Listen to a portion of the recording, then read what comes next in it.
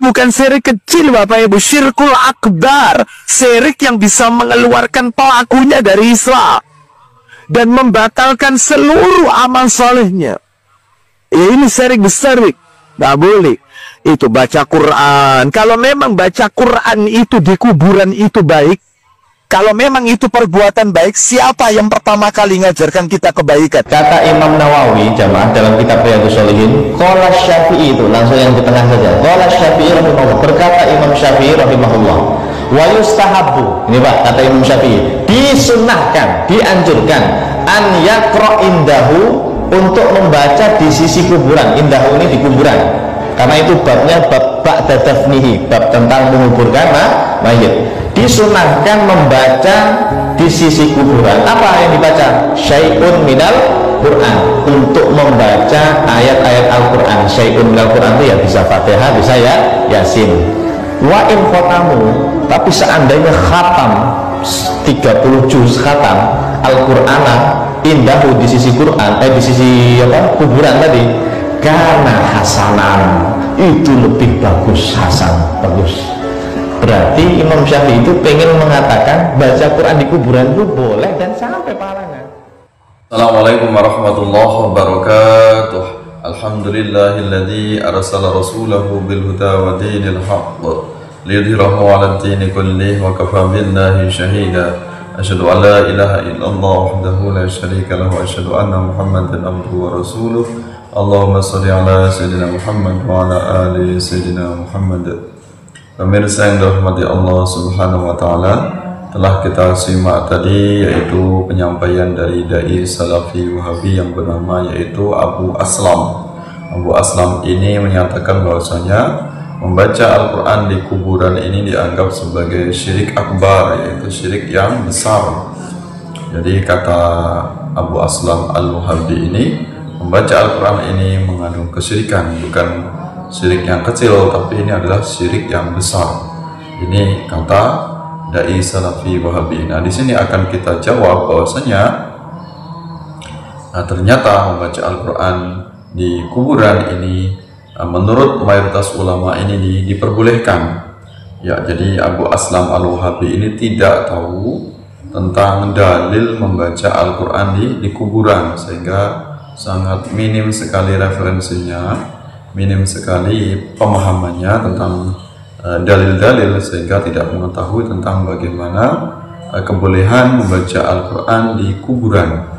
Pada dasarnya bahwasanya membaca Al-Quran itu dimanapun boleh, yang penting bukan di tempat yang kotor, bukan tempat yang memang itu dilarang secara syar'i, karena pada dasarnya di kuburan ini bukan tempat yang kotor, sehingga kita bisa menjaga kesuciannya ketika di kuburan atau di makom, ketika itu dibacakan ayat Al-Quran. Nah, sebagaimana yang disampaikan oleh dai Aswaja tadi, seorang Ustadz Aswaja menyampaikan bahwasanya ini beliau mengutip dari pendapat Imam Syafi'i yang kemudian itu dikutip dalam kitab yaitu Riyadhus Shalihin oleh Imam Nawawi.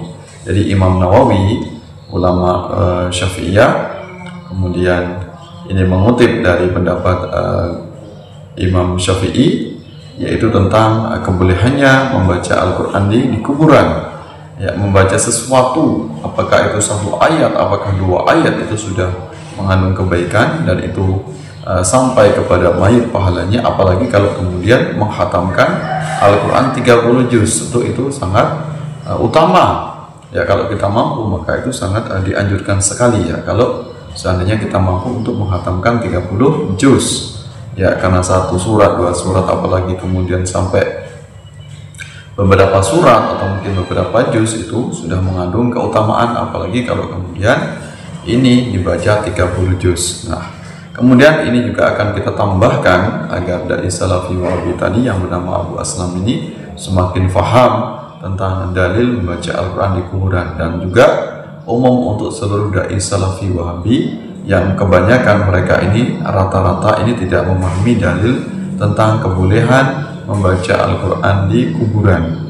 Kalau ini hukumnya boleh, tentu ini akan mendatangkan manfaat untuk mayit, tentu pahalanya bisa kita berikan kepada mayit ya sebagai bentuk amal soleh dari keluarganya, dari anaknya, sehingga nanti bisa meringankan siksa bagi ahli mayit, bagi ahli kubur kalau seandainya dia memiliki dosa yang banyak.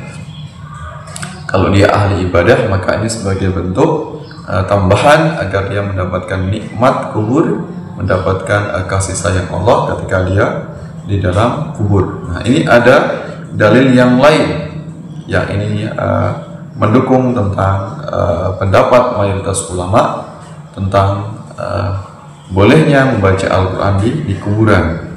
Ya, termasuk diantaranya membaca kalimat tahlil, kalimat thayyibah, termasuk juga membaca surat Yasin. Nah, ini dalil yang belum diketahui oleh Salafi Wahabi.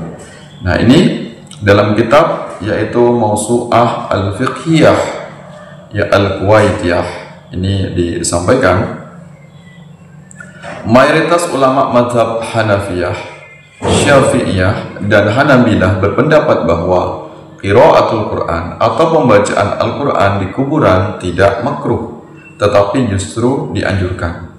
Ya, ini dalam kitab Mausu'ah Fiqhiyah Al-Kuwaitiyah, ya cetakan Kuwait, Wazaratul Awqaf Wasyu'unul Islamiyah, cetakan pertama tahun 2002, ya atau 1423 Hijriah, juz 39 halaman 347. Nah, ini dalil tentang keabsahan membaca Al-Quran di kuburan.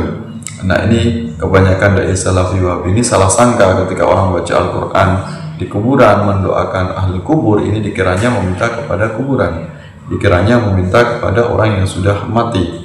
Nah, ini kesalahan yang dilakukan oleh kelompok Salafi Wahabi karena mereka ini salah faham ya, atau memang mereka tidak mau faham karena sudah berkali-kali kita jelaskan, masih saja tetap mereka ini menyalahkan amalia Ahlussunnah wal Jamaah yang melakukan ziarah kubur, kemudian tawasul kepada para ulama, para aulia, kepada orang-orang soleh. Nah, ini kemudian juga pendapat Imam Syafi'i, ya, masih pendapat Imam Syafi'i dalam kitab beliau, yaitu dalam kitab Al-Um jilid 2 halaman 645. Ini disampaikan oleh Imam Syafi'i, aku suka andai Al-Quran dibacakan di samping kubur dan pahalanya didoakan untuk mayit.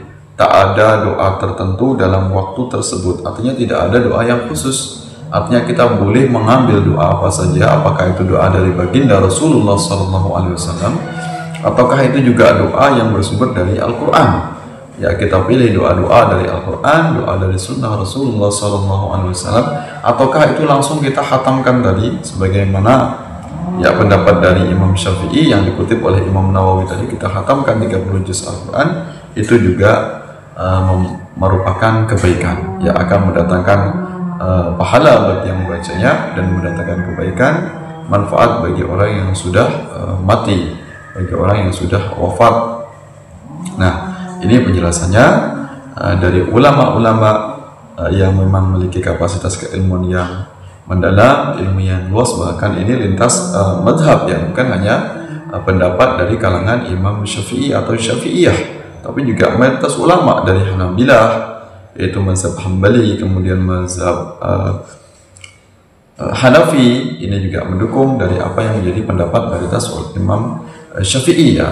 Para ulama Syafi'iyah dan ulama kita ini jelas mereka adalah yang alim, yang sudah tidak diragukan pengetahuan ilmu agamanya. Ketika mereka mengajarkan membaca Al-Quran di kuburan misalnya, ini bukan berarti terus tidak mau membaca Al-Quran di lain tempat.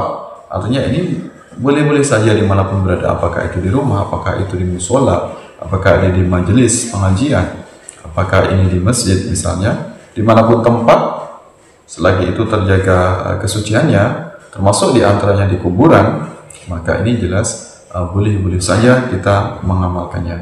Nah, inilah hujjah atau dalil yang kuat yang sudah didukung oleh banyak ulama, bahkan mayoritas ulama lintas mazhab, ya. Ini artinya apa yang menjadi dalil dari kelompok Salafi Wahabi ini tentu sangat lemah sekali. Ini akibat dari pengetahuan ilmu agama yang mereka masih sangat minim, ya, cepat untuk ceramah, cepat untuk menjadi dai, namun belum siap ilmu pengetahuan terutama tentang dalil-dalil yang dimiliki oleh ulama Ahlussunnah wal Jamaah. Mudah-mudahan kelompok Salafi Wahabi mereka bisa bertobat, tidak lagi menyalahkan apa yang menjadi amaliyah kaum Ahlussunnah wal Jamaah, terutama amaliyah warga NU, warga Nahdlatul Ulama, sehingga mereka bisa introspeksi diri, bisa menambah ilmu agamanya, sehingga antara dakwah dengan pengetahuan ilmu agamanya ini bisa seimbang.